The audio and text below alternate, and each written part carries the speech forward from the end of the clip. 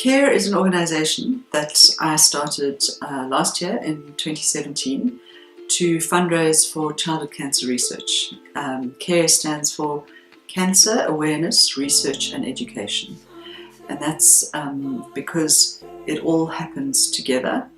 The most important thing is research, because we don't have enough pediatric cancer research in this country. Our survival rates are low, and I'm absolutely convinced that the two are connected. So what we want to do is we want to raise awareness about childhood cancer so that people will refer patients to us much more quickly. We want to do research into the reasons why children do well or do badly, and we want to educate people, mainly doctors, nurses and medical professionals.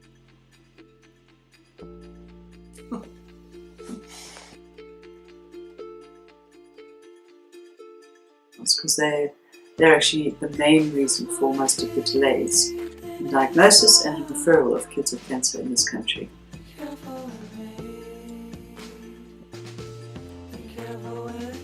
The current survival rate of children with cancer in this country ranges between 55 and 65%. So there's only one published study which showed a survival rate of about 52%. That was 2 centres in this country.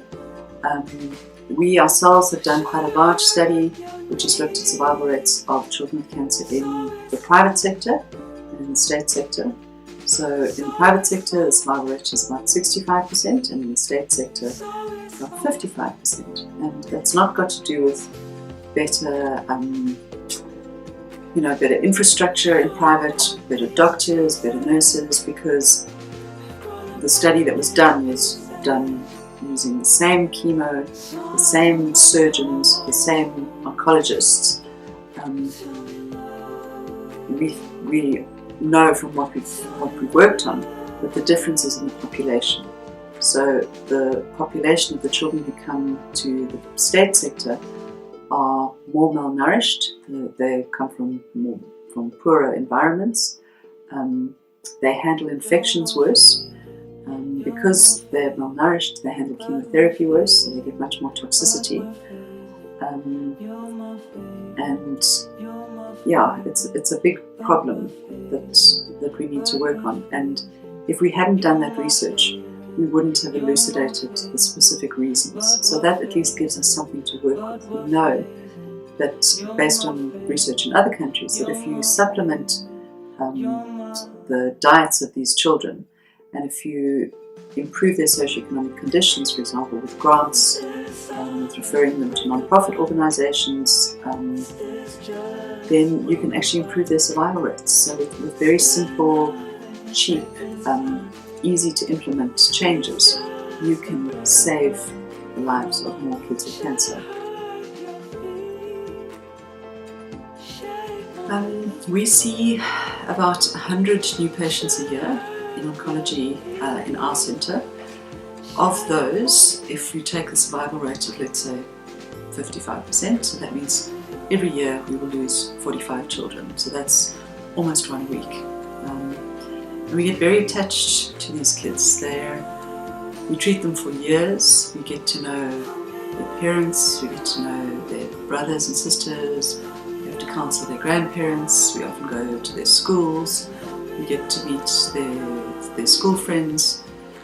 And when they die, it affects our whole unit. So the social worker is affected, the head of our unit is affected, the clerk at the front desk is affected, the doctors, the nurses, the physiotherapists, all the people who work with these kids, they feel it deeply.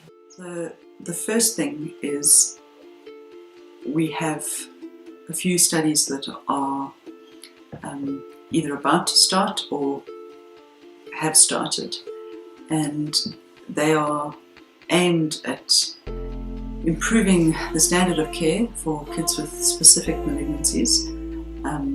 We've got one for Hodgkin lymphoma, which again in the US and UK should have a 98% survival rate, so there should only be 2 kids out of every 100 who die. With us, we've got a survival rate of about 80%, which is pretty good for a middle-income country.